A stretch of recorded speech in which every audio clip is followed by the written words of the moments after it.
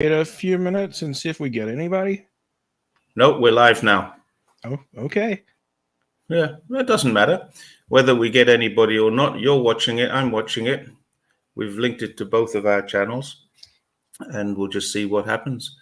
Okay. Oh, we've got 6 people now watching. So welcome all 6 of you. It is Saturday morning here in China, and it's Sunday evening.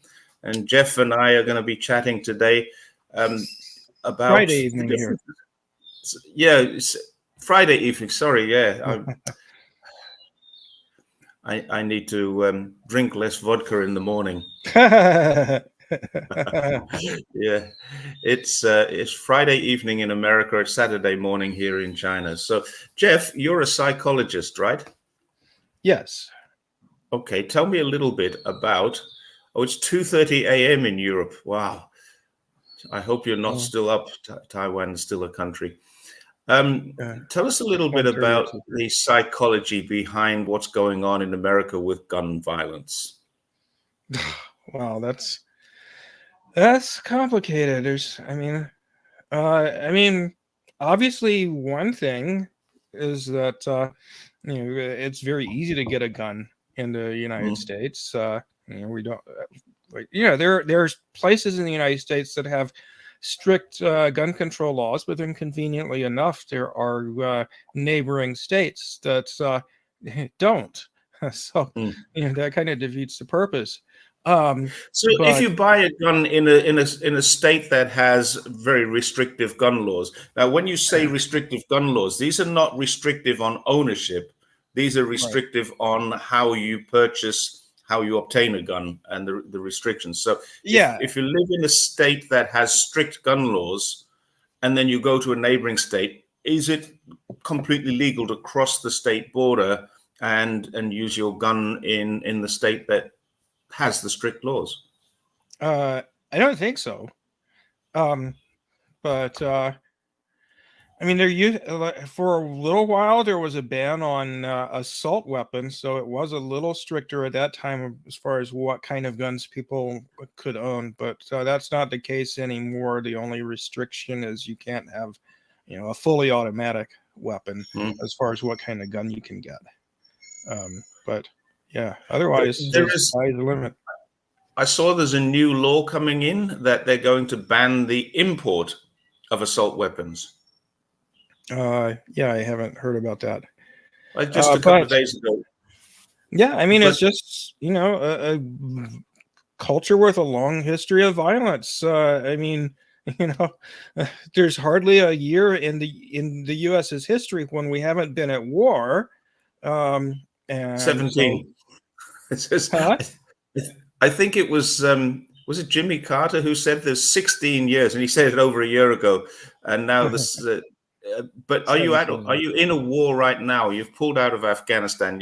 Is Iraq still a war, or is it not a war? Because you're still in Iraq. I mean, U.S. troops are still in Syria. Yes, but that's not a war either.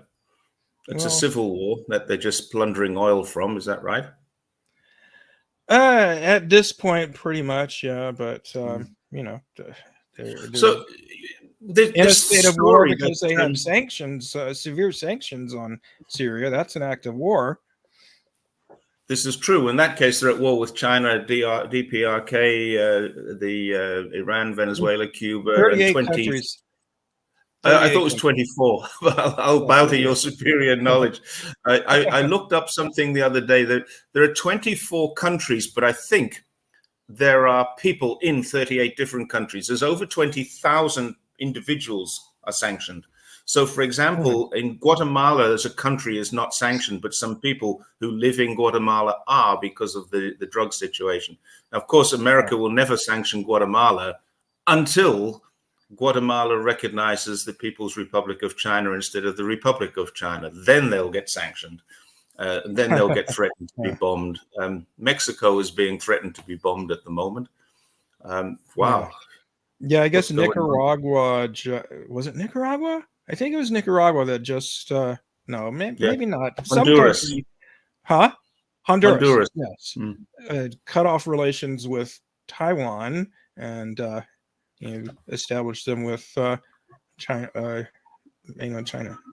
There are now 12 countries and one state, the Vatican, which is not recognized as or the Holy See, which is not recognized as a country, but is as a nation state. So 13 places that recognize Taiwan. 2 of them are quite large, Guatemala and Belize. Belize does so because it's completely enthralled by the UK. The UK still has great control over Belize, and Guatemala because of America, I guess. Yeah, I'm sure they don't do it because they think it's the best policy. And it really makes me wonder, why is it when, for example, Nicaragua or Honduras changes their allegiance, the Americans go, wow, this is so terrible. But all they're doing is changing the allegiance to the same allegiance that you Americans have. What's so terrible about that? You know, if you've recognized the Republic of China, I think since 1970, sorry, People's Republic of China since 1979, I think, formally. 72, you opened dialogue and trade. And 79, you recognized China mainland as the one China. What's so wrong with Honduras, Nicaragua, or any other country for that matter, jumping onto that? The Solomon Islands was another one quite recently. They're jumping on that and saying, well, if America recognizes them, why shouldn't we? That's not really the reason they're doing it. Yeah. Obviously, well, I mean, it's like, I mean, you know, of course, it would be bad if China did this, and China has no intention of doing it. But the U.S. was like, oh, if China sent weapons to Russia, that would be such a terrible, despicable thing. It's like, what's the U.S. doing? They're sending weapons to Ukraine. I was wondering, I thought China had a great opportunity. A few months ago, there was a disaster in Cuba, an explosion in a refinery, which effectively caused Cuba to have basically power outages and all sorts of problems related to lack of fuel, lack of power. And I thought that was a great opportunity for China to send specialists. And many of those specialists would happen to be military specialists. And I thought this is a perfect opportunity for China to do something that would really, really show the Americans up for their hypocrisy. Going to help a country that has a dire need and has global sanctions on it for the last 70 years or 60 years, more than 60 years, and then going to help them. But the people who help them would be wearing uniforms. There would be military. And the reason they'd be military is because the military has the best engineers. I mean, the British military does too. The American military, you have great engineers. There's no doubt about that. And they go to those places and they supposedly help. I wonder what would happen if China did that to help Cuba. I don't know. I thought China was helping Cuba a fair bit. I don't recall specifics, but you know. They don't send military there. Yeah. And Cuba is closer to Florida than Taiwan Island is to the mainland, I think. Really? Cuba's 60 kilometers from Florida. Is that right? No, it's about maybe 120 kilometers. It's about the same. 90 miles. Okay. I thought somebody swam it. Didn't somebody swim it once? Yeah, maybe. That's a long way to swim. Yeah, I thought it was 90 miles. I'm not. Okay, I don't know. My geography is not that good on that part of the world, I'm afraid. Yeah, it would be interesting to see what would happen if China did help Cuba. I mean, they help Cuba, but they don't help in a big way. There's a problem. The American government has this, or the American legal system has a law that says if a ship docks in Cuba, for the next 6 months, that ship can't dock in America. So it's basically, it says that those shipping companies can't, and it's impossible for a ship to go from China to Cuba and then on to America. That's the point. And I had this idea that, and I suggested this to some friends in government, and they just laughed. Why don't the Chinese government put a couple of containers onto a ship that's going to Cuba, and then fill the ship up with stuff that America needs, desperately needs, like its medicines, the stuff that it really does rely on China for, and then say to America, oh, look, we've got all this medicine for you. We're going to deliver it to the port of San Diego or the port of New York or wherever it is that they deliver to, after they've delivered it to Cuba. That would be, I think, a fantastic thing, because the Americans would then have to say either, no, you can't, or yes, you can. And then the president is set. If they say, no, you can't, then they're going to have a civil war on their hands. You've got the largest gun-owning, drug or substance abusing populations in the world. And you don't want people who are substance abusers and gun owners not to be able to get their substances. Yeah. Well, China did actually send medical supplies to the U.S. during the early days of COVID. I know. Yeah. And so did Cuba, I think. Do you know, Cuba, this is another thing that's pretty not well known. Cuba actually took in hundreds of kids after Chernobyl. They took in hundreds of Russian kids to treat them for radiation sickness. Huh. Yeah. I don't know that. No, it's something that's not widely advertised or widely promoted as a fact. But yeah, I think there was 200 kids from the region of Chernobyl all went to Cuba for medical treatment. Not a bad thing that Cuba does there. Cuba actually sent into the developing world. Cuba has a huge amount of doctors, and it sent them all around the world to the developing world. Yeah, during the COVID pandemic. Yeah, well, it's been doing that for years. Well, talking of which, are we still in a COVID pandemic? Well, Joe Biden says we're not. But Joe Biden can't remember his own questions. Did you see the other day that somebody got a photograph of his notes? Cheat sheet? Yeah, he had. Interestingly, I'll tell you what was really interesting about that. I saw this, and I have to be honest. I enjoy watching Fox News because it just makes me laugh all the time. But they came up with a great point. The newsreader was talking to Tulsi Gabbard, and she said, or the host was talking to Tulsi Gabbard, and she said, I don't know which is more concerning, the fact that we have lost the power of the independent journalist, or the fact that we've got a president who can't remember what the questions ought to be. And Tulsi's response was that they're equally as concerning. Yeah. Well, to clarify for any viewers who don't know what this is about. So basically, Joe Biden had note cards where he had pre-arranged questions, and it wasn't clear whether the questions were from the press or from the White House to give to the press to ask him. And, had the names of the reporters who were going to ask these questions so he could, call on those specific reporters to ask those specific questions, and then, notes for his answers. And so, there was no possibility of, unless somebody just decided to, ask a question out of the blue, there was no possibility that he was going to get asked a question that he didn't already have a prepared answer for. So, there's actually an African journalist who sits in the press gallery every single day. He sat there for 8 months and never got asked a question. He raised that point. He was an African. He obviously a black African, and he said it was racism. I think perhaps it was just a simple case of not so much racism as that he wasn't playing ball. You can only ask a question if the question is pre-submitted or pre-approved, or the question is given to you to ask. But I think there's no doubt about that when Trump was president, he used to ask that girl from OANN, I think it was, very pretty girl who wasn't allowed to sit in the press briefing. She was, because she'd insulted somebody, so she got kicked out. But then she got allowed back in. And I can't remember her name, but she was quite an attractive girl.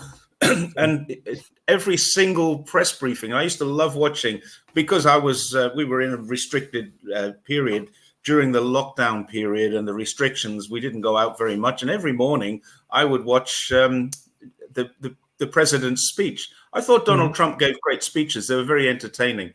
I do enjoy the entertainment value of Trump. I don't think he's a good president, but I do enjoy watching him It's like anybody who's Australian will know this. For me, Donald Trump is the American version of Sir Les Patterson. I don't know that person. Okay, do yourself a favor, Sir Les Patterson, and go look him up. He's not a real person. He's the character. The guy who did the character just passed away about a week ago. He was very, very old, 80 plus, 90 plus, quite an old guy, but he's been on the entertainment scene for years. And about 30, 40 years ago, he came up with this character called Sir Les Patterson. And he was a diplomat, but he was completely undiplomatic. You'd probably enjoy him. He's a bit much for some people, but I find that Trump is a little like that. He's the American version of Sir Les Patterson.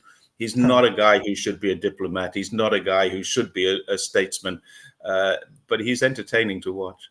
But he used to have this girl from OAN ask a question every single time. And it was always a really good question that gave him an opportunity to say what it was that he wanted to say without actually making the speech. So I'm just looking to see. Hello, Ulysses. Ulysses, that's an interesting name. Karames. Yeah. Anyway, let's get back to what we were talking about yesterday. I want to talk more about the trans rights. What's going on? So much. I mean, it's a few years, it just suddenly became an issue out of nowhere back in 2015. And that not coincidentally was the year that gay marriage was made legal here in the United States. And all these, gay rights organizations were like, oh, gee, what do we do now? And they're like, oh, let's, campaign for trans rights. But as it turned out, it doesn't seem to be so much about what you'd expect such a campaign to be about, like the right of trans people to, not be discriminated against in employment or housing or, harassed or whatnot. There's been very little discussion about that. Instead, what's been pushed for is the quote unquote right for trans identifying males, males who claim to be women and perhaps take cross-sex hormones, estrogen, perhaps who get surgery on their genitals, which is it's a very horrific process. But anyway, so they try to make them, and perhaps surgery on other parts of their body, to try and make themselves appear more like a female. But anyway, what they were pushing for was the right, so to speak, for such people to participate in women's and girls' sports, and the right to use a female restroom or locker room or rape crisis or domestic violence shelter, or be housed in a female prison if they women's prison if they committed a crime. So that's what they've been pushing for. And also this notion that the only way to treat someone who has gender dysphoria, a psychological disorder where you are dissatisfied with the sex that you were born as, it has been become kind of standard practice in the United States, and for a while it was the case, and I guess still is the case somewhat in parts of Europe and Australia and New Zealand, that the standard treatment, so to speak, for it was to administer puberty blockers to children who were about to go through puberty, then put people regardless of their age, if they wanted to transition, so to speak, on cross-sex hormones, and then ultimately, perhaps, although most people don't go through with it, to have surgery. Mastectomies in the case of girls who want to be, play the role of boys, and perhaps what they call bottom surgery, modifying their genitalia. I saw that Canada's gone the same way. It's possible to be put into a Canadian prison if you identify, not because you are a woman, but identify as a woman. A male can go into a Canadian prison, and then it upped the incidence of rapes inside the prison system. Yes. There've been many cases. If a prison system, this is just I'm totally ignorant of this, because I've been in China where we don't have these issues at all. Now, surely if a prison system, a prison officer sees someone coming in and they obviously strip search prisoners who come in, this is a female prison, this is a person who identifies as a female but has got the genitalia of a male, surely that person is kept isolated from the general population in the prison. No. Or would that be an abuse of their human rights? Is that the issue? What about the hundreds of women who have to live with this male figure amongst them? Isn't that an abuse of their human rights? Of course. And so the claim is, well, if they were put into a male prison and they, lived the life of a woman and had, a feminized manner of dress and somewhat of appearance, that they'd be subject to violence. Well, okay, but what about the women? If you put that person in a women's prison, I do get that there are people who have this medical problem, and I do get that. I've got family. I told you this yesterday. I've got family who are gay. And I'm okay with it. I have no problem with it. Well, gay gay and trans are different. Gender identification are two different things. I understand that. Now, I get that somebody who is in this vulnerable state going into the prison system needs to be treated differently. I'm okay with that. I have no issues with that. But treating them as part of the general population of a prison when they are clearly not, and it doesn't matter where they are. So if you've got this male who identifies as a female, and you put that person into a male prison, then there is going to be problems for that person. So you wouldn't do that. But if you put that person into a female prison, there are going to be problems for the female population. So you wouldn't do that either. Well, and then if you don't do either of those, you're abusing that person's human rights. Is that's the position? Well, yeah. I mean, the claim is, that the slogan is "trans women are women." They insist that we should treat. And it's interesting, you hardly ever hear trans men or men, even though if you ask people who are part of this movement, they will say yes, trans women who have transitioned to males or men, but they hardly ever say that. The emphasis is always on this claim, trans women are women, and since they quote unquote are women, therefore they should be in a women's prison. They should go into women's locker rooms and bathrooms and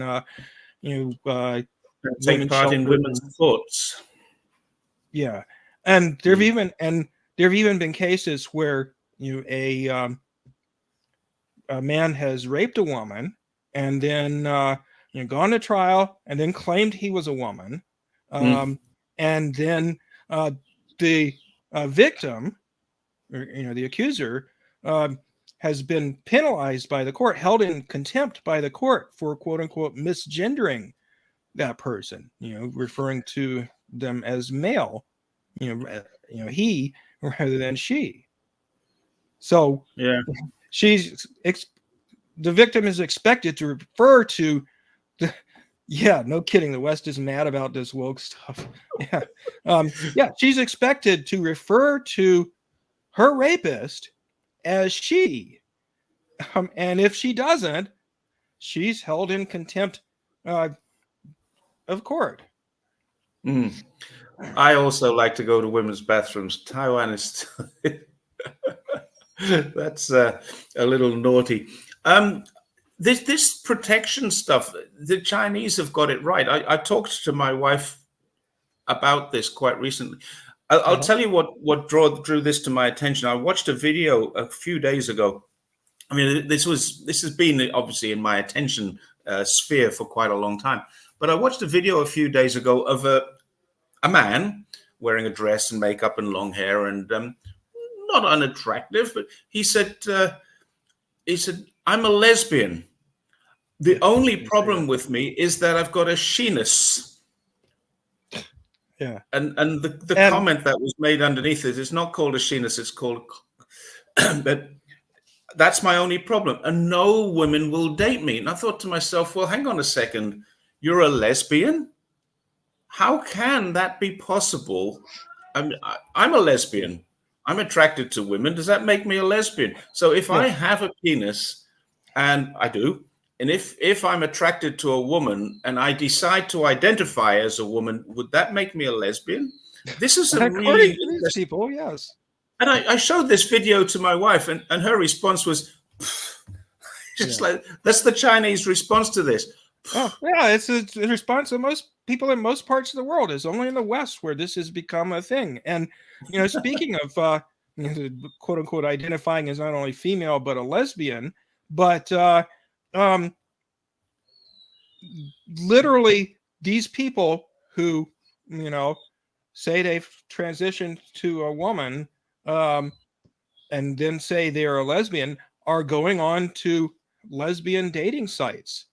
Yeah. And, So are they really lesbian if they, I don't know. Well, this is the point that this is the point that my wife made to me.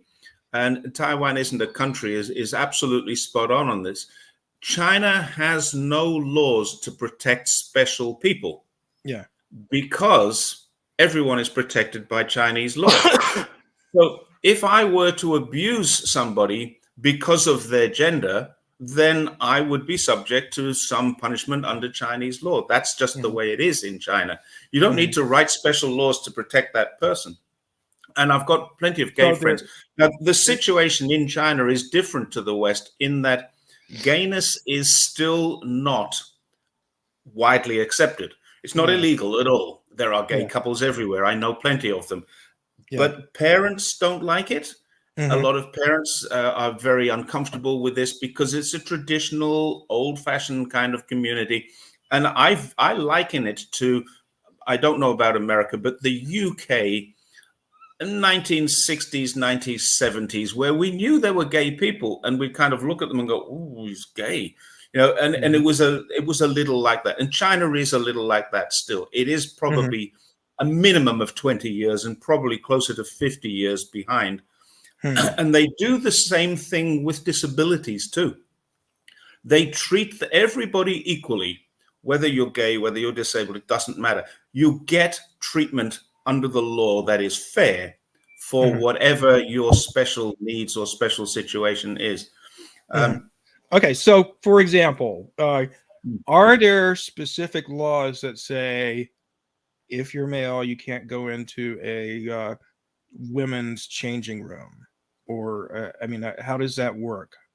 I don't think there's a law about that. I've never heard of one, but I think what there is a culture of not doing it. If anyone did do it, they would be told. Now, the Human Rights Watch and Amnesty International love this one. There is a thing called picking quarrels and causing arguments under Chinese law.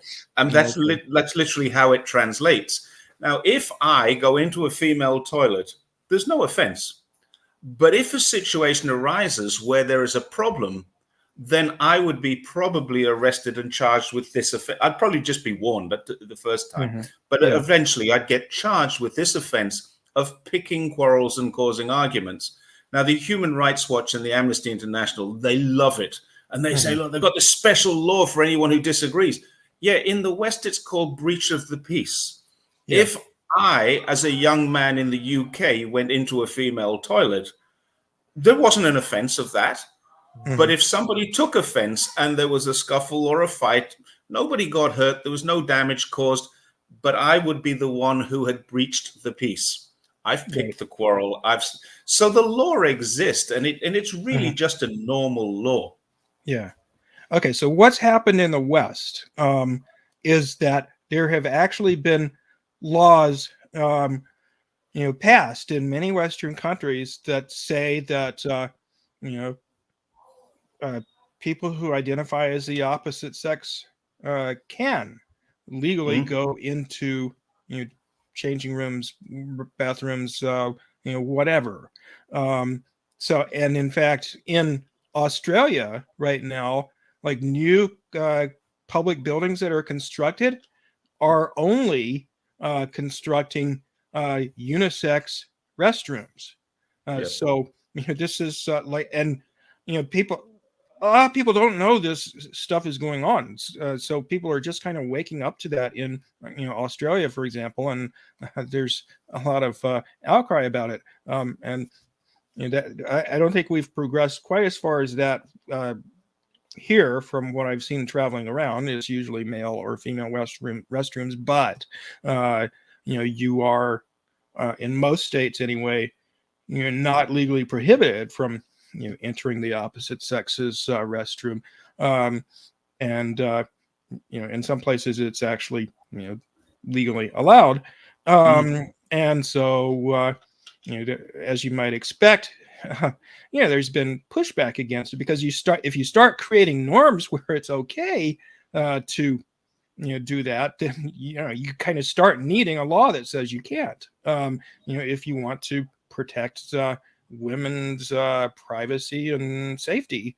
So I think it was. Is there any criteria that we have for this self-identification? So, for example, let's be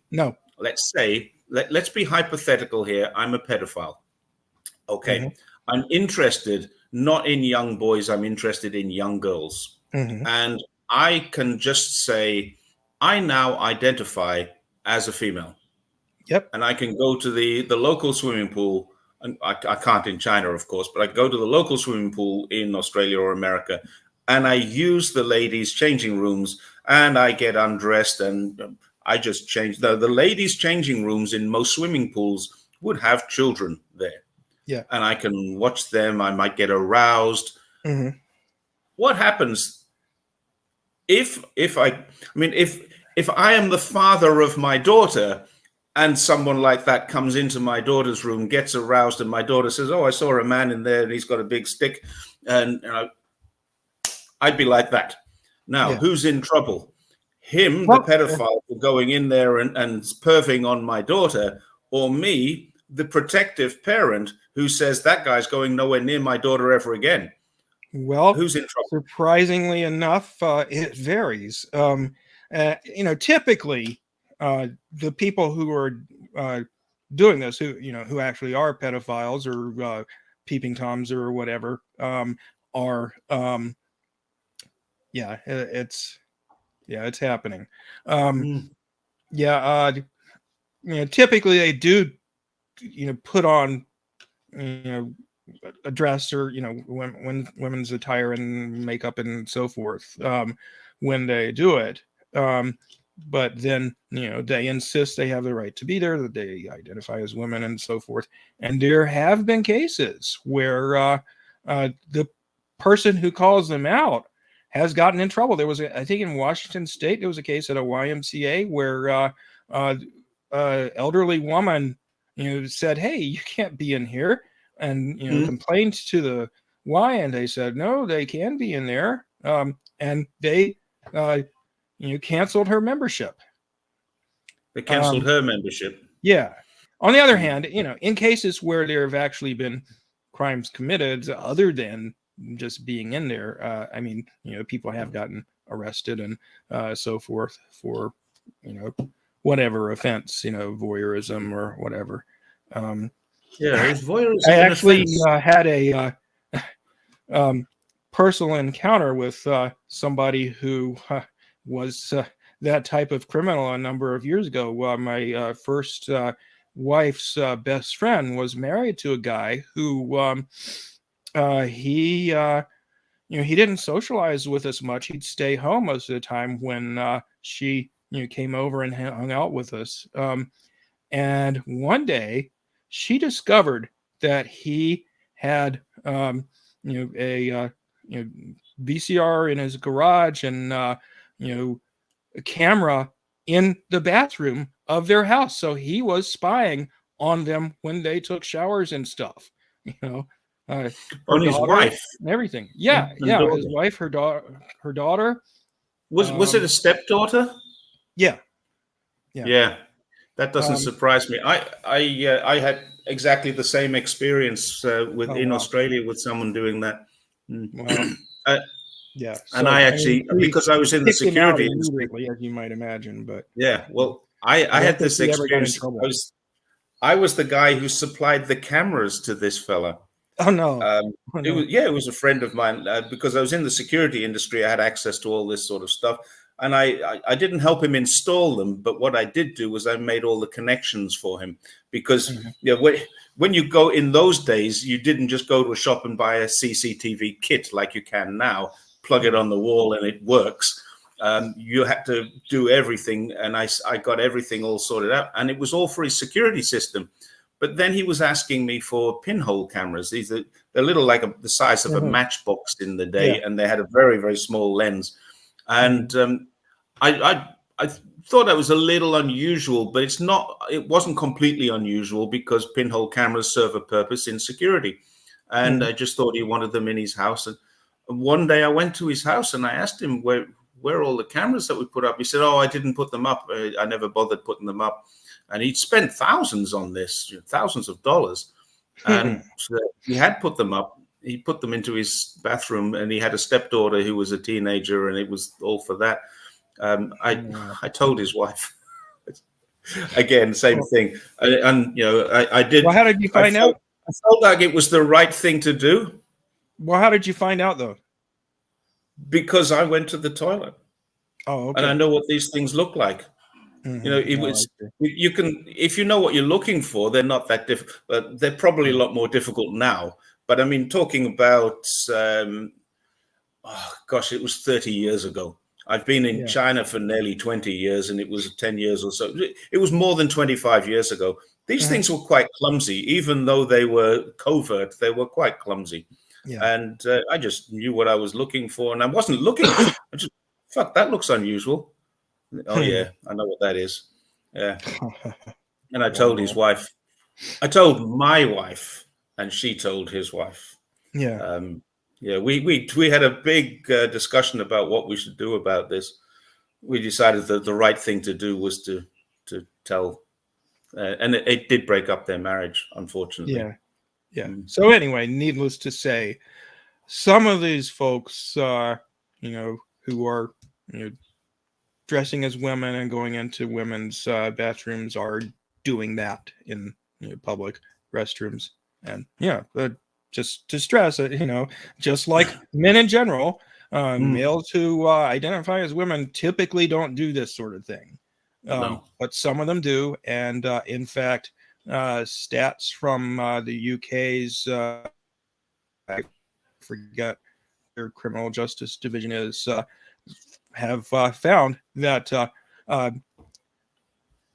males who are trans are more likely to be in jail for sex offenses than males who are not trans. And of course, the rate is 100 times higher for males in general, or hundreds of times than it is for females of committing rape and so forth. So a couple of questions just came in about me. Yeah, I came here nearly 20 years ago, 2004. I am from the UK, hence the accent, and that's the Director of Public Prosecutions you were talking about, that office. Okay. I am from the UK, but I lived in Australia for 18 years. And someone else said, that's a pretty Les Paul in the background. There's another one there. And, this is my pride and joy, this one.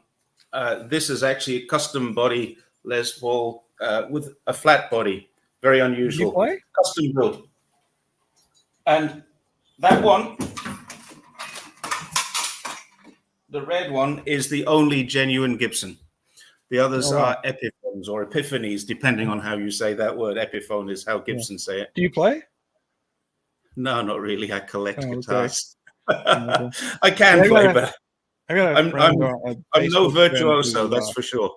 Yeah, I've got a Facebook friend who has lots of really nice, very accomplished classical and jazz guitarist.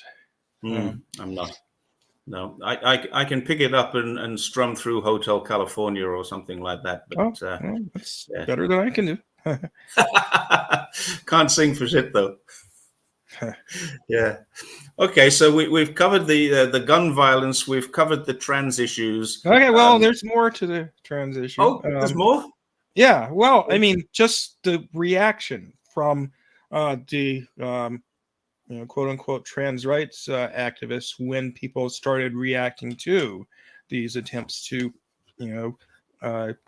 invade on women's spaces, and this effort to kind of push medical transitioning, the hormones and the puberty blockers if they're pre-puberty, and the surgery in some cases, which, as you might expect, the vast majority of people who transition don't get, especially not the males, for reasons that you might guess.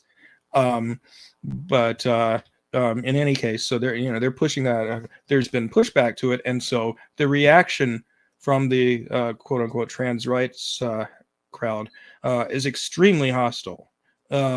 So they call you names, they call you a transphobe if you just say, well, they're not really women. They can dress how they want. We shouldn't discriminate against them, but that doesn't make them women just because they say they are, or just because they take hormones or whatever. If you say that, you're a transphobe.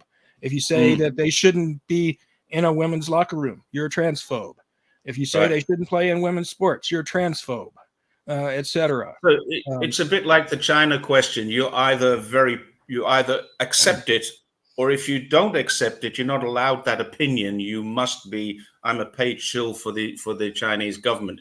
I must be, because I think they don't have any argument.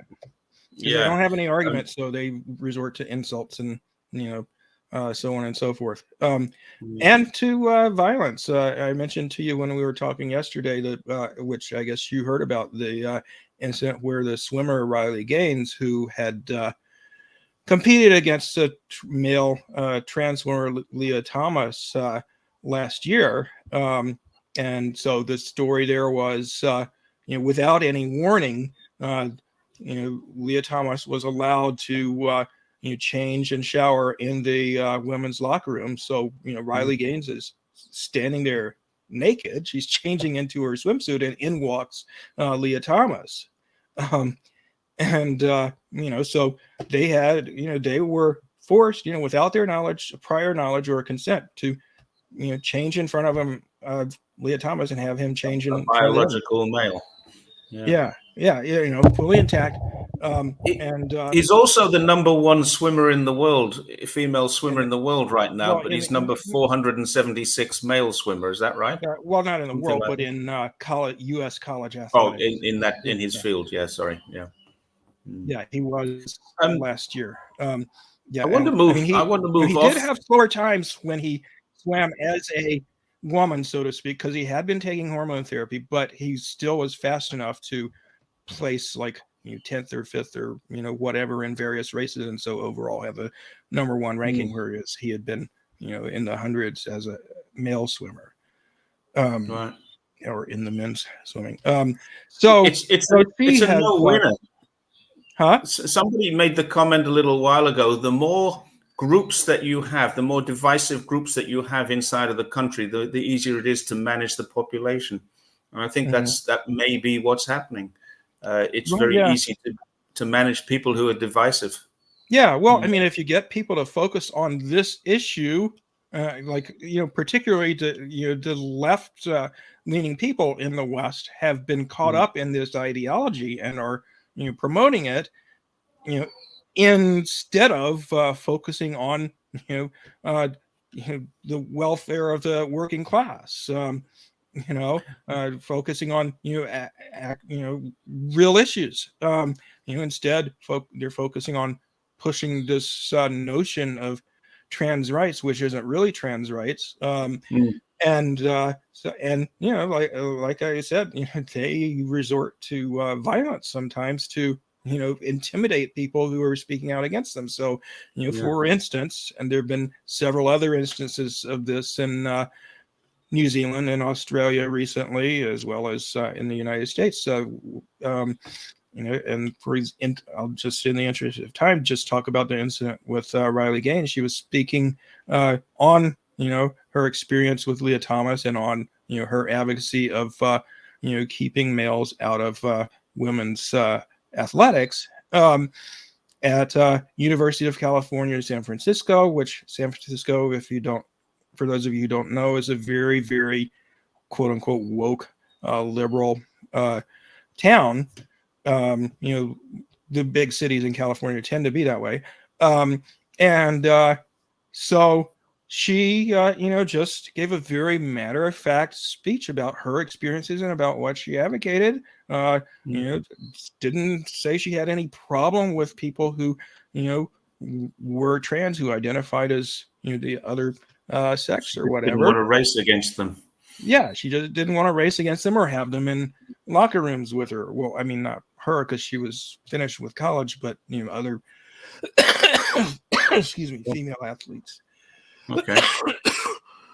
I want to move off the trans issues now, and this question was asked just a little while ago, and I made a comment that I would get back to this. Are you okay there? I may need to get a drink. Hold on. Okay. Well, I'm going to go on with this question here from Seymour Fact. Thank you, Seymour. It's a good question. And bearing in mind that we're talking about China and America, I think it's a very important one. Or we're talking about our experiences of China and America. What happens with the U.S. coal? There was a blockage in 2019, late 2019, there was a blockage. Coal got banned.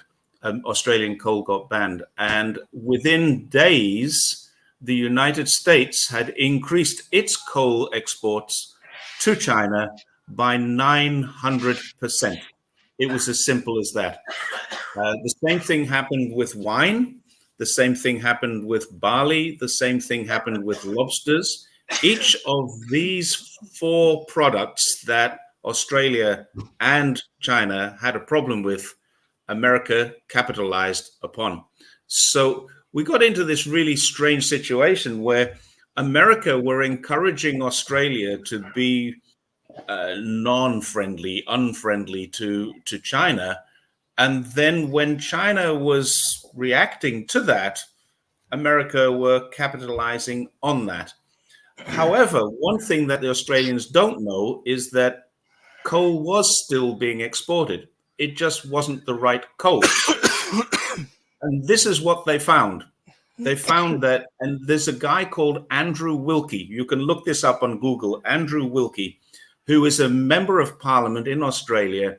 And he brought in a 1,000-page report that proved the coal that Australia was selling to China was dirty coal, not the clean coal that they were supposed to be selling. So China didn't do this as a retaliation to anything. They did this purely and simply because the coal that was coming in from Australia was not meeting the requirements of China's ability to reduce its carbon emissions by only buying a certain grade of coal, which is cleaner than other coals. And that's the reason why the coal got held up in China. But Virginia capitalized on that. The United State of Virginia upped its, and you can look this up, Virginia increases by 900%. Just Google that and you'll see. Late 2019, early 2020, everything that everything that happened to Australia in terms of trade with China increased US trade to China. There was 4 products: coal, barley, lobsters, and wine. All 4 of those boosted in late 2019, early 2020. Then, of course, we had the COVID lockdowns and things changed. The coal still kept coming in, but the other thing was Australia only accounts for 2%. 2% of all of China's imports exports. So China can stop using Australia anytime it wants without any major effects. So that's the answer to that. I hope that answers your question. Okay. So you're feeling better now, Jeff? I had a little monologue there to get you through there.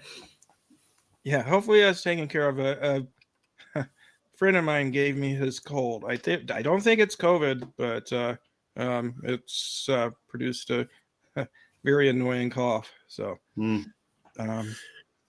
well, this is an interesting question as well. It has just happened. Literally 2 or 3 days ago, it was announced that China is doing more cross-border trade in yuan than it is in dollar for the first time in history.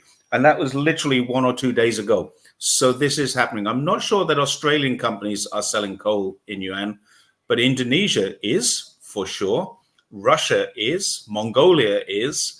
Those countries who are part of ASEAN, and I think Russia is not part of ASEAN, but I'm fairly sure Mongolia and Indonesia are part of ASEAN, and they are doing stuff with cross-border trade in yuan. So yes, the answer to that is that's happening more and more all over the world. I mean, Saudi Arabia, Iran, all sorts of countries are doing trade in currencies other than dollars. The U.S. has really screwed itself by putting those draconian sanctions on Russia, because all these countries are like, well, it's not safe to have our money in dollars. The U.S. could seize our assets. That's correct. Or whatever.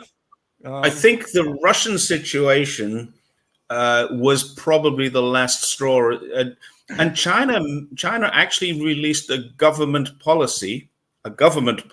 They said anyone who works for the government can no longer invest in America. If you are a government employee, you cannot buy a house in America. You cannot have money in American shares. This happened about a year ago, and the reason is you're going to lose your money. There is going to come a time you're going to lose your money. It's as simple as that. You are going to lose your money. I'm personally quite worried about it. And this hits me personally.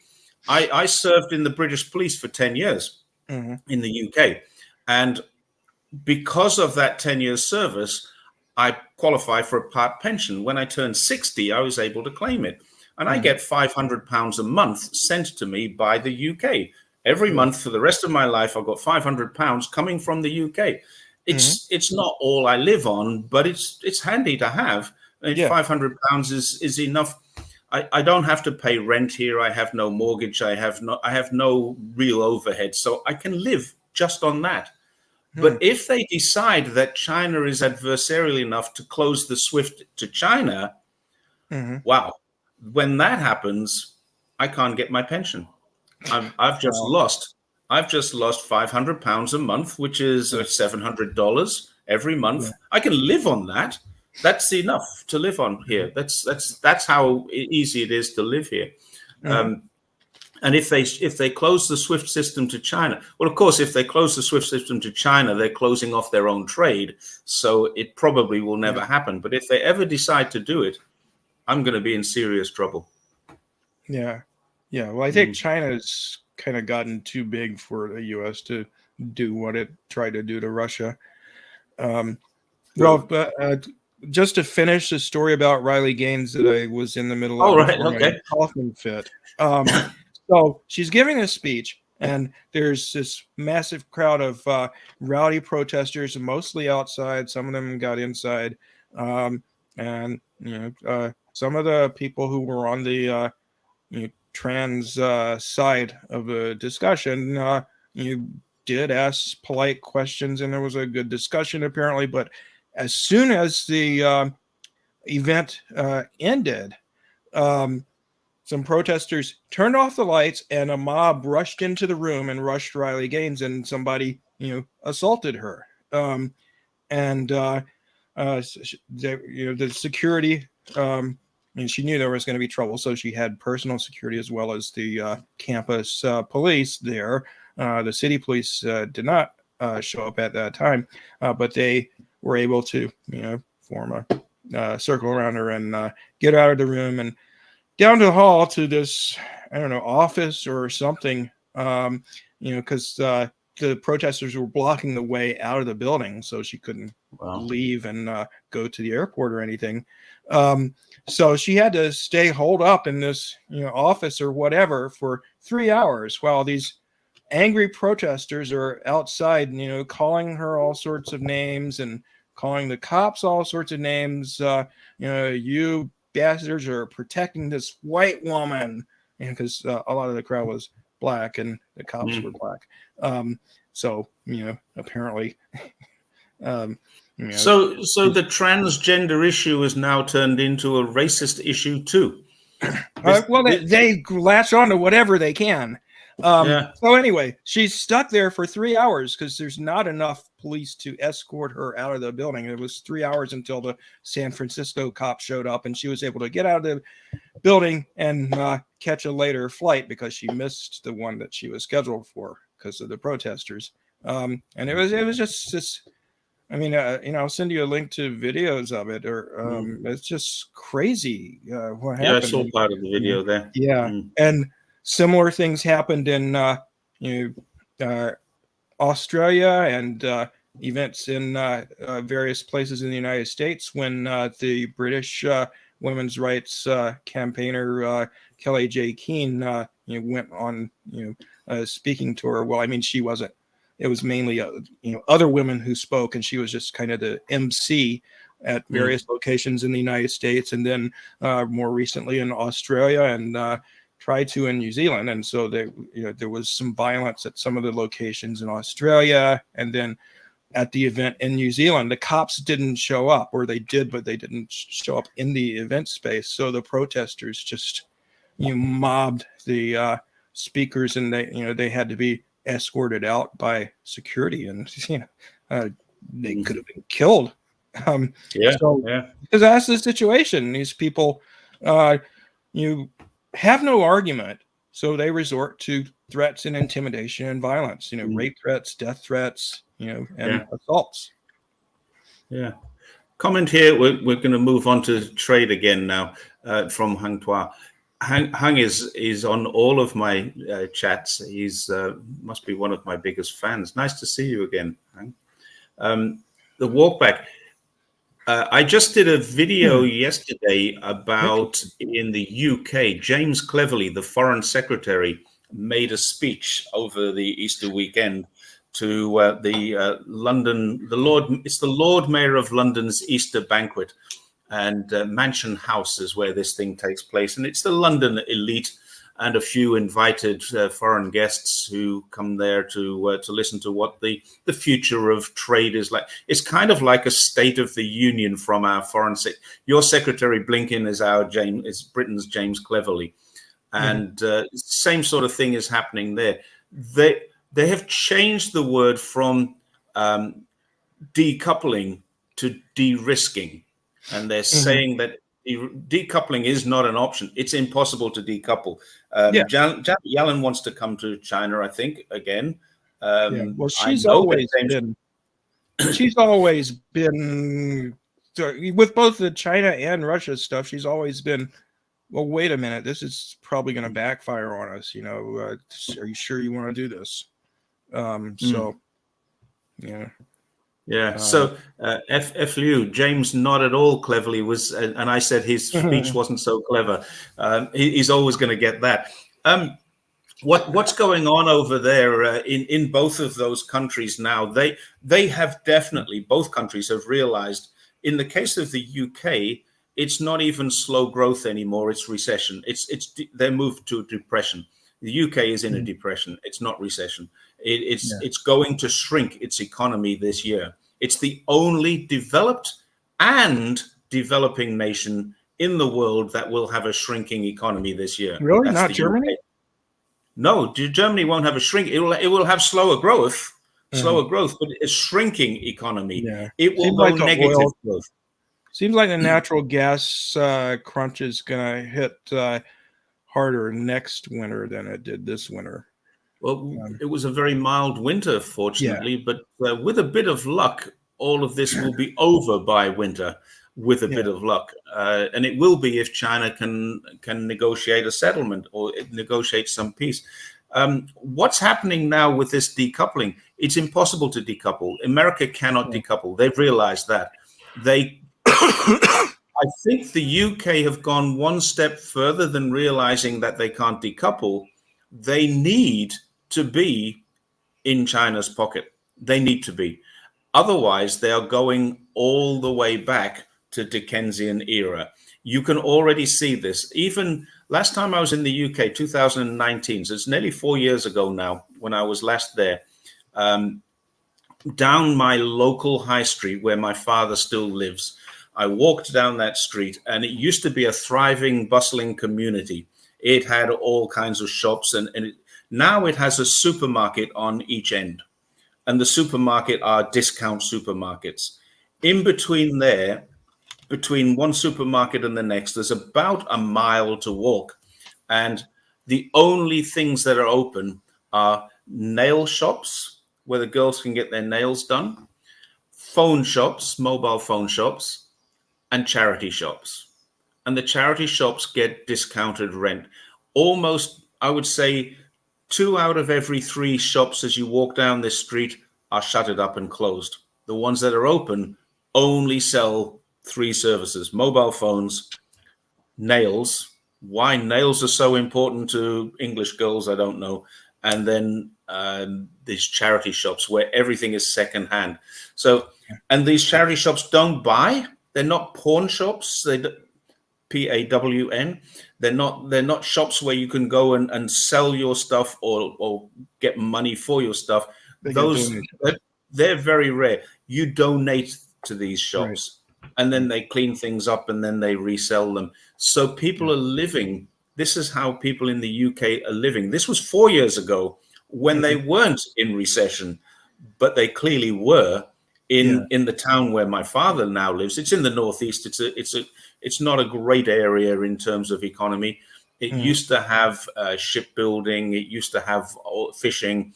Now it has no industry. Even there's a huge Nissan car factory just down the road. It's gone now. It's closed. So they really are. Yes, Seymour fact. How can they afford a nail job? I don't understand. How do they afford mobile phones? How do they afford nail jobs? How do people afford cigarettes or booze or whatever?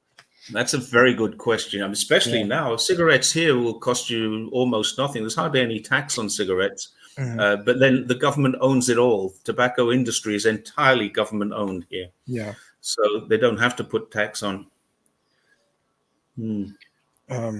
Well, pot's legal in some states here now. Yeah. Well, after COVID, it got a lot worse in the UK. I imagine it would. I dread to go back. Fortunately, my father, who still lives there, he doesn't leave his apartment now. He's 92 years old. He gets carers coming in, and he's got a very good friend who comes 3 or 4 times a week. None of his family are nearby, unfortunately. So we phone him regularly, but has got worse. Yeah, the UK really made a mess.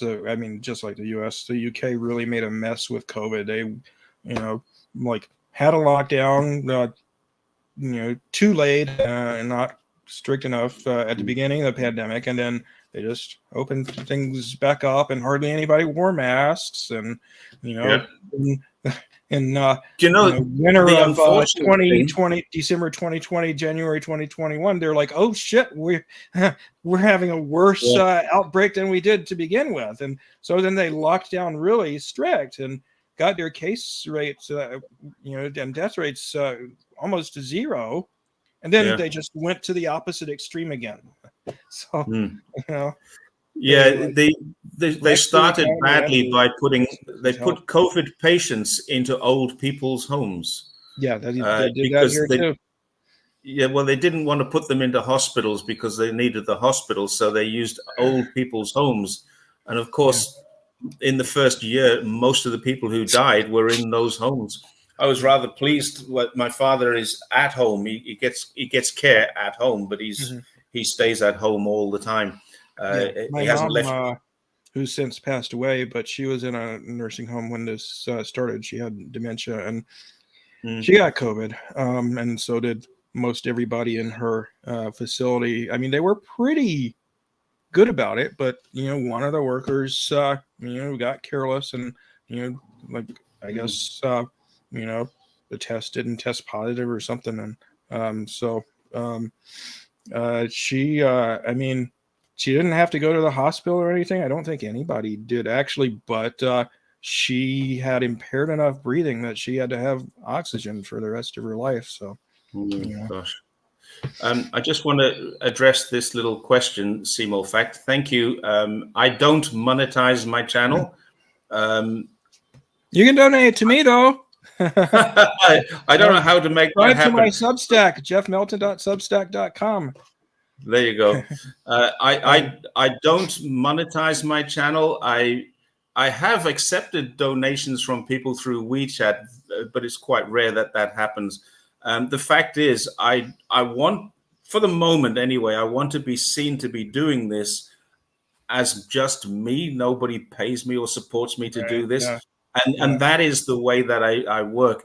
Now, I'm talking to, being in China, and I don't have a bank account outside of China. It's very difficult for me to monetize YouTube. But I'm talking to my daughter in Australia. Oh, sorry. I meant to just click one off and it just moved, but that's a good point to come up with. I meant to, I want to monetize it through my daughter in Australia so I can help her, because Australia's economy is not great at the moment. And she's struggling. She's got a mortgage and she lives alone. She's got a partner now, but she got a mortgage on her own, which I'm really proud of her for. So she's living in an apartment on the Gold Coast, got her own mortgage, and I want to just monetize it so the money goes into her bank account and not mine. But that's in the future. We'll talk about that. And yes, Michael Lambert is a good channel to follow. Is lamenting leaving the UK, leaving the EU, the UK. It was I can't believe they did it. I was here watching this and thinking, surely that's not going to go that way. It went that way. Yeah, it was a big surprise. Well, I mean, same thing here. Surely Trump's not going to win. But, at about that. I remember the day he did win. Do you know what my comment was? This will be interesting. that was it. I wasn't anti-Trump or pro-Clinton or anything like that. I just thought, this is going to be interesting. And sure enough, I mean, if in all honesty, if COVID hadn't come along, I think Trump might have done a better job. I think he really screwed up with COVID. I think Trump let your country down very, very badly at that period.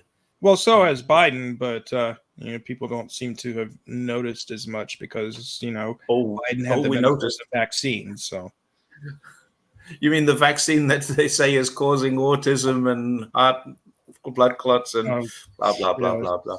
I think the autism thing has been debunked and thoroughly debunked. Oh yeah, I mean, literally, the paper that made the original claim had to be retracted because it was found that the author fabricated the data. So yeah, this is James cleverly said this as well. I've been to Xinjiang. I've cycled through Xinjiang. I mean, I didn't travel to Xinjiang as a tourist and go to tourist spots. I actually cycled 5,000 kilometers, more than 5,000 kilometers, and I've done it twice. I've flown to Urumqi and cycled home, and I've cycled to the border of Kazakhstan in Xinjiang. There is no oppression. There is no persecution. What there is a lot of security. Yeah.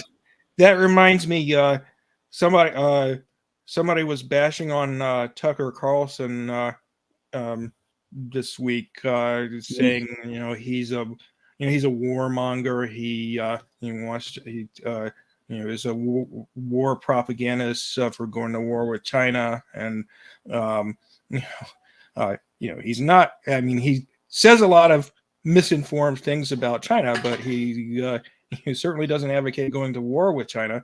But the person who was making these criticisms, I did a search on his Twitter account for China and found he was saying stuff like, "Oh, China's got a horrible authoritarian government and they're repressing the Uyghurs and all this stuff." So this person who's saying this about Tucker Carlson is anti-China himself.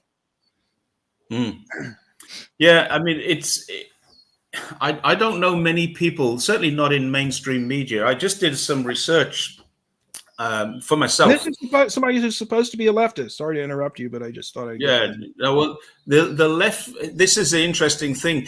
Do you know who's the most supportive of China inside of America that I've seen? Is the extreme right. It's really weird. It's extremely weird.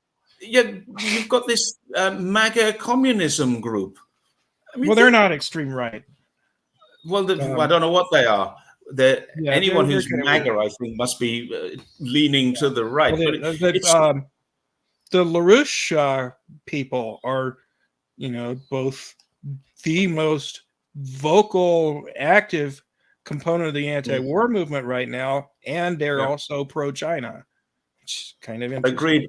I get emails from them all the time. I actually interviewed Jose Vega on my show a few months ago. He's okay. One of the. He did a good job the other day. I saw him on live the other day, interrupting a bunch of media moguls. Yeah. That was great. No, I got involved. I never heard of LaRouche, to be honest. This is 2 years ago. I'd never heard of LaRouche, and one of your Senate candidates started following me on Twitter and connected with me. And maybe I had about 20,000 followers at the time on Twitter. I've got 80,000 now. But at the time, I think he probably saw that here's someone that we can utilize. And he invited me to join a discussion, a dialogue thing. And I did. And from there, I've been getting almost daily messages from LaRouche. And I'll be quite honest, I don't have a problem with the LaRouche organization. I'm not an American anyway, so it's not my business. But what they do espouse is peace, different economy, stuff like that. A lot of people around the world say, "Oh, if you follow them, you're a LaRoucheite, and that's a terrible thing." And to be quite honest, I don't see anything terrible about it. I'm not. Well, I mean, like when LaRouche was alive, which he's been dead for like 10 years or something. But, back when he was popular, the LaRouche people did some bad stuff. And I think the current organization is kind of judged on that. LaRouche was an economist. And he ended up in prison. He spent many years in prison, and there's a huge campaign to have him exonerated. Now, the details of why he ended up in prison, I'm not at all certain about. But I know that he was anti-establishment, anti-government, and his wife, Helga, is still running a huge LaRouche campaign. It's actually worth looking into. Just go online, Holly and FLU, go online and have a look at the LaRouche story. Probably best not to use Wikipedia as your source. But LaRouche had kind of an odd mix of political views. Some left wing, some right wing. I don't know a huge amount about him, but he's often characterized by people on the left as having been like a fascist or something, which I don't think is really accurate. But from what I've seen, I think we should judge the current LaRouche people on their merits. And from what I've seen, it's peace. They have pretty reasonable positions on foreign policy. They are terrible on climate change stuff, but they do have some good positions. So. Yeah, that's a good question. Maybe, I don't know. Maybe Biden is just somebody they can control and wind him up and tell him what to say and put him out there. But I mean, he's obviously struggling with at least early dementia, from what I can see. The people around him must know this. I mean, really. Sure. I have a theory on it. I have a theory that he's not suffering a cognitive disability. My theory is that the people around him want us to believe he is. Why? Just a theory. Because we're seeing things that we shouldn't see. He's got an earpiece for sure. He's got something in his ear, and he turns around from the podium to shake hands with someone who's not there. Yeah. Now, why does he do that? Now, standing behind you, Mr. President, is the chairman of the committee, and he'd like to shake your hand. So he turns around to shake hands, and there's no one there. Yeah. That's making him look like he's got dementia. This is my theory. It's kind of a little out there, conspiratorial, but this is my view. I don't know if you watched. Stupid.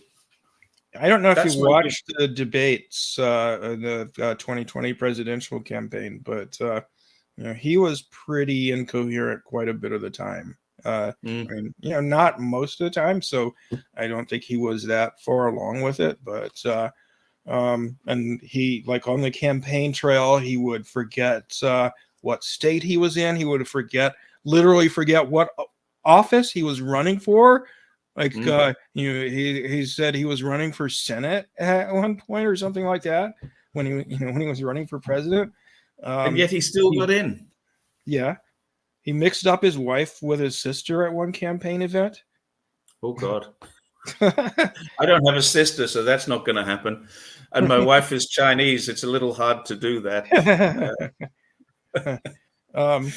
So do you want to talk a little bit about this thing with Tucker Carlson? Yeah, let's briefly touch on that. We'll try and finish within the 90 minutes. What happened to Tucker? Yeah, well, I mean, I guess Friday, last Friday was his last show a week ago, and he just when he was signing off said, we'll see you Monday, and apparently, like 10 minutes before Fox put out a press release saying that Fox and Tucker Carlson have agreed to part ways. But 10 minutes before they made that announcement was when they notified Tucker that they were getting rid of his show. So it wasn't something that they had agreed to. They just sprung it on him. And there's been all sorts of speculation about why. There are a couple of theories that I don't give much credence to. One was there was a big lawsuit against Fox Dominion for their claims of election fraud by the Dominion voting machine company, because part of the fraud claim was that the voting machines had been rigged, and there was no evidence for it, and so Fox settled out of court for, I think it was $787 million. Yeah, $750 million. Yeah. So huge. They took a huge financial hit. So there was speculation, well, maybe they got rid of him for that. But, he didn't really say that much about, elect. In fact, one of the people who was making the claim, a woman named Sidney Powell, was making these claims, and he said on air, we repeatedly asked her for evidence about these claims, and she never responded. So, I don't know what to make of it. So, he wasn't actually pushing it that hard. He did have one of the people who had been pushing this claim really hard. The CEO of the My Pillow company, Mike Lindell, he had him on the show like after it was all said and done, like in mid-January, when they had already certified that Biden was going to be elected, so it couldn't have made any difference. But he had him on the show, and he didn't really, he just kind of let him talk, it seems like he probably felt pressured to have him on as a guest because he was like the biggest advertiser on Tucker's show. And there've been efforts to get rid of Carlson for quite a while. Like all these advertisers, pulled their ads, boycotted his show. So he didn't have a lot of advertising support, but he was still, despite that, their biggest moneymaker, because he had like twice the audience of anybody else on Fox, and way more than any of the competitors in his time slot at 8 o'clock. So, he was still making them a lot of money. So it wasn't because they were losing money either. He wasn't really responsible for their having to settle a lawsuit, because it was overwhelmingly other people at Fox, like Sean Hannity, who were pushing the election fraud claims. And he wasn't losing them money because of the lost advertising, because they still had. I saw a change in his rhetoric just about maybe 3 or 4 months ago.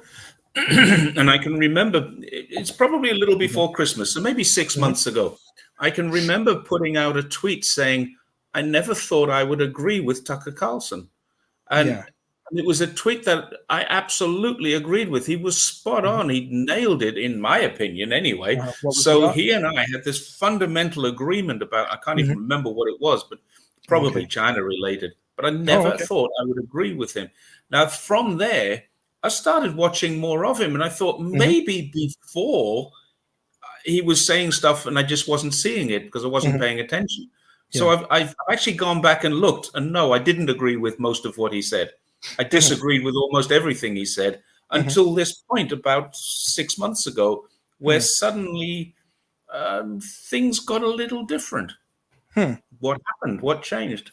Yeah, well, I mean, I think there's been kind of a gradual evolution. Like, he has admitted he was a gung-ho supporter of the Iraq War, and totally pushed the weapons of mass destruction stuff and all that. And he, has said, well, I was completely wrong, and I really screwed up, and I apologize for that. And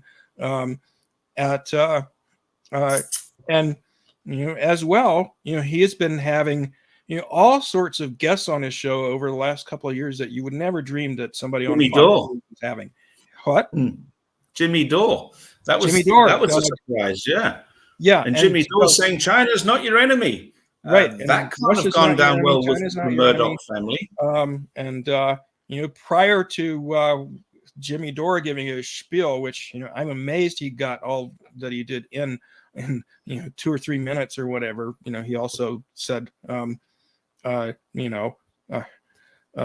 the U.S. is occupying the oil fields in Syria, and this Ukraine is all up. It was an incredible speech. And prior to that, though, Tucker had also basically said China is not our enemy.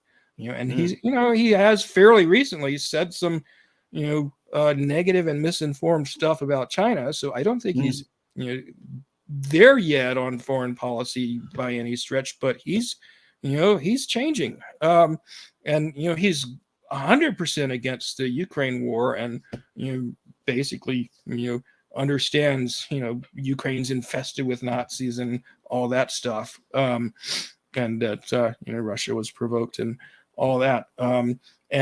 So within the last couple of years, he's had on Julian Assange's wife and son and father. Wife and brother and father. He is fully in support of freedom for Assange, fully supports exoneration for Eric Snowden, the other famous U.S. political prisoner. he may bash China, but that doesn't mean he's pro going to war with China, because he recognized, and he said on a number of occasions, nuclear war is not something anybody wants. And if we went to war with Russia or China, that could happen. And so he's had like I don't know if you're familiar with the YouTube channel and website, the Gray Zone. They're very Max foreign policy. Yeah, Max Blumenthal, Aaron Mate, Anya Parampil. He's had all of them on his show. Pushing the anti-war message. I'm a huge fan of Kit Clarenberg, who you didn't mention.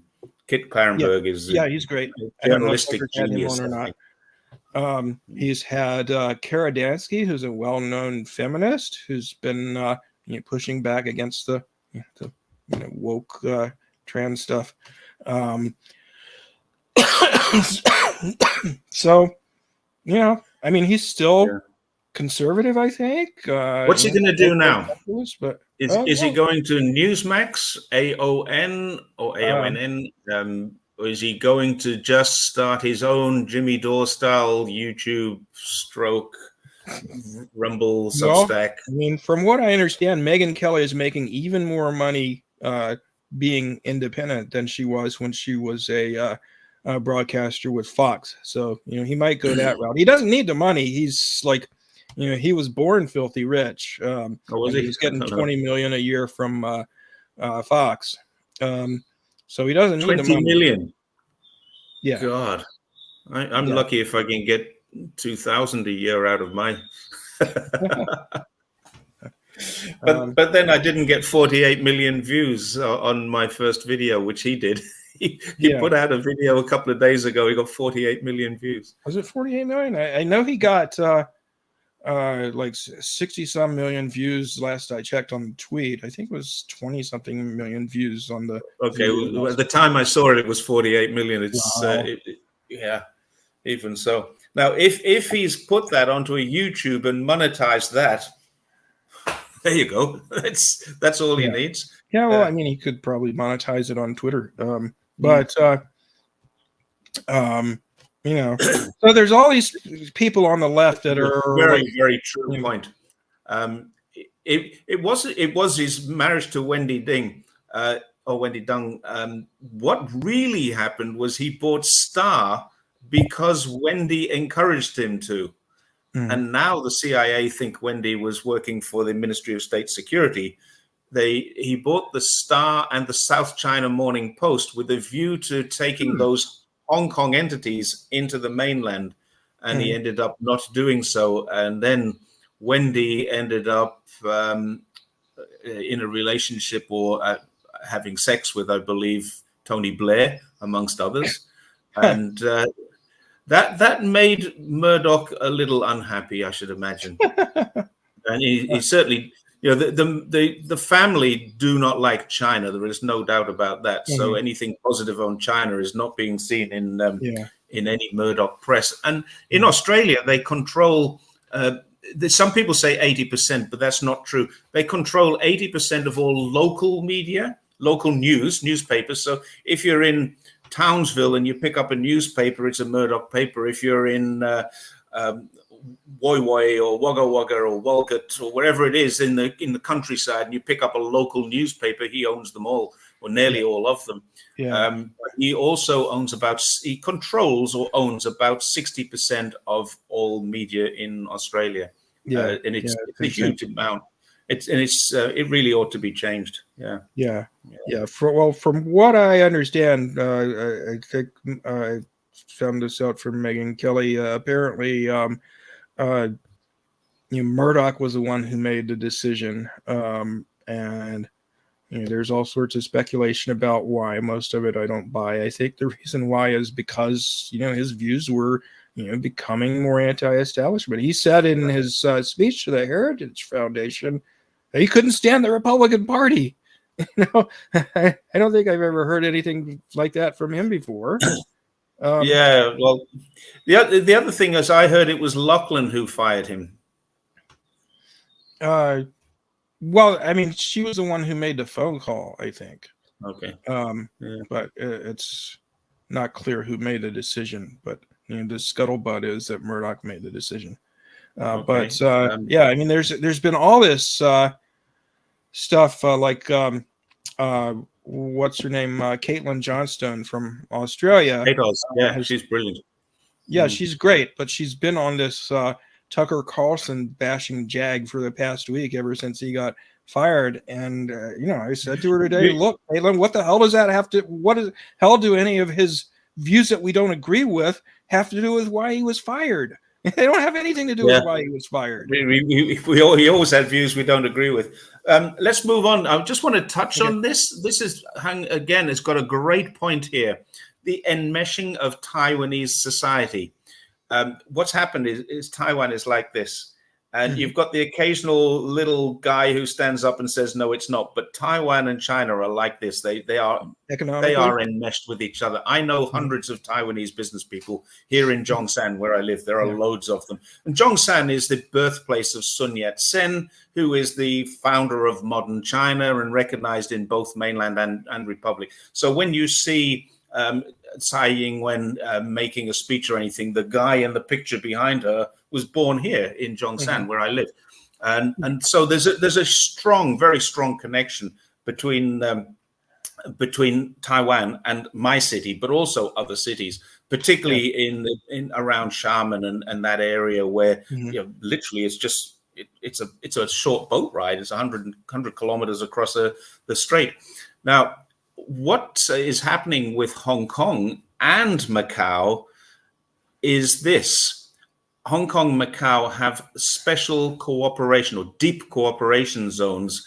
Hong Kong has one inside of Shenzhen, and Zhuhai, which joins onto Macau, has another one. And then there's a third one, which is at the bottom of Guangzhou at the top of the river. So you've got Hong Kong on this side of the river, you've got Macau on this side of the river, and then at the top, you've got Guangzhou, and the river comes down. And I live on the same side as Macau, opposite side of Hong Kong.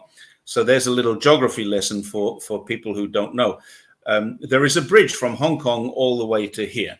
Basically, I get off the bridge, and then 15 minutes later, I'm back in Zhongshan. The bridge comes to Zhuhai on the mainland, but it's a bridge all the way across the mouth of the Pearl River.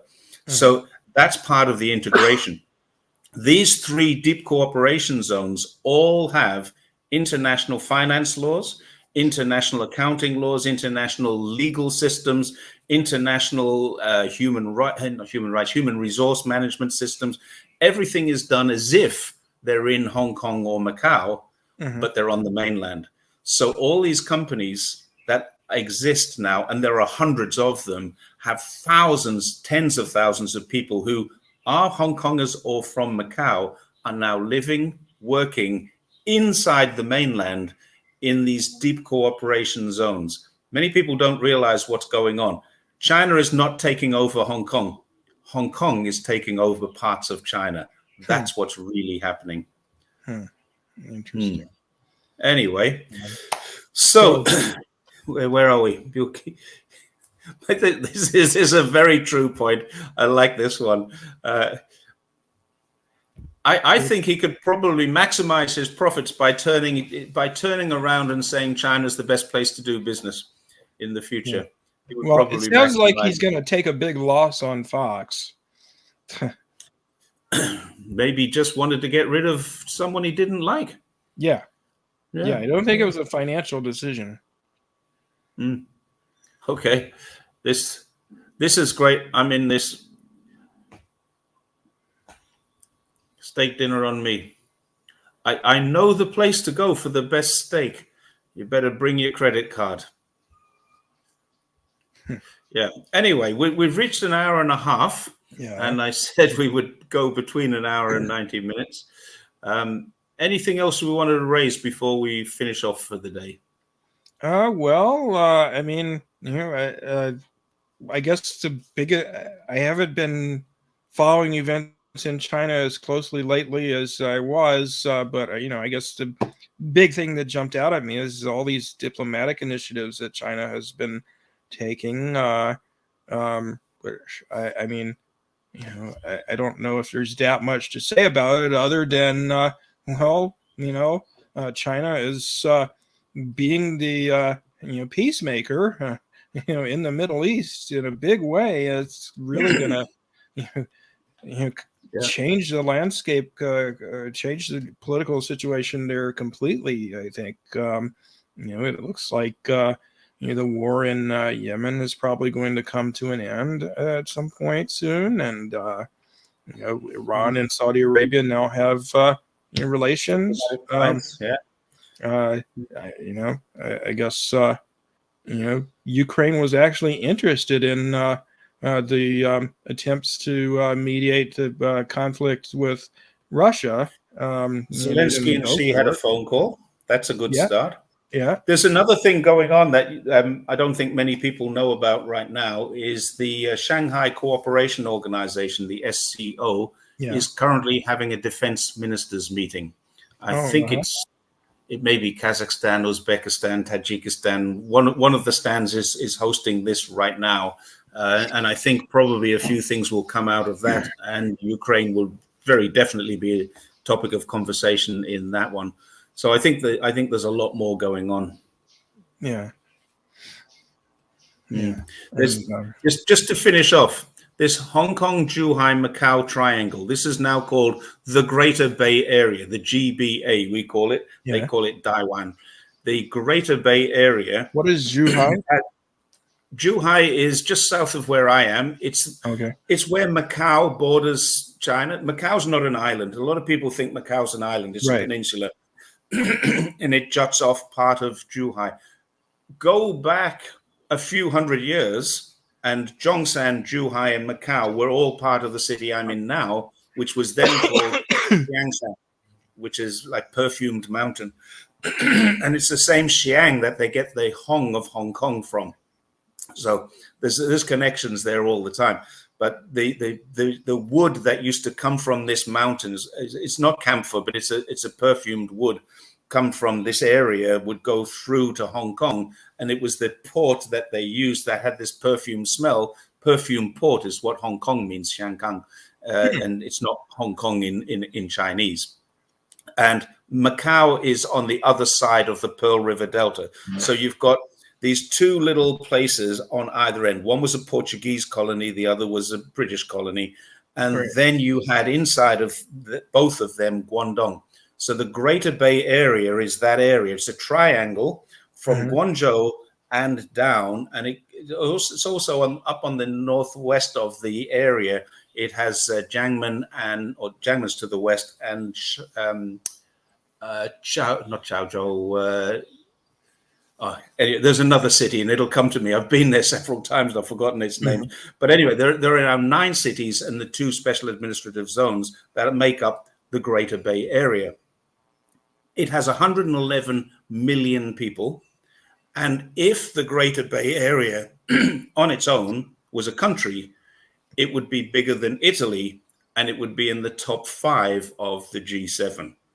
That's how big. It would be bigger than about every European country except Russia. Not Germany, I think. Oh yeah, Germany too. Currently, UK is bigger, but UK is shrinking. You've got USA, China, UK, Germany, France, Italy. I think it would be about number 5 or 6. I'm not 100% certain on that, but it's certainly in the top 5. So that's how big and how important. And it's been the leading region, what used to be called the Pearl River Delta. Guangdong is the leading region in China and has been for the last, I think, 39 years. People think of Shanghai as being important, and it is. This area is far more important. 110 million people live in this area, and the economy is up there, more than $1 trillion. It's right up there in the top 5. Yeah. So it's a pretty good place to live. Yeah. Okay. So there you go. Someone just pointed out that the FCO meeting is in India. Thank you for that. I thought it was in one of the stands. But yeah, it's happening right now. This is not the SCO meeting. This is the SCO Defense Ministers meeting. The SCO meeting will come later. But yeah, I think an hour and 40 minutes. We're both getting the coughs now. So I think it's time we say thank you. We've got 66 viewers now. Thank you very much, all of you. And thanks for the questions. Go over to my channel and give this video a like. I give it go over and watch it there, so I'd have viewers over there, but I didn't think of it. Yeah, please go over and give the channel a like and look around and see what else you see that you might like and watch it, and subscribe. And also, I do have a blog on Substack, jeffmelton.substack.com, same name, The Bitter Pill.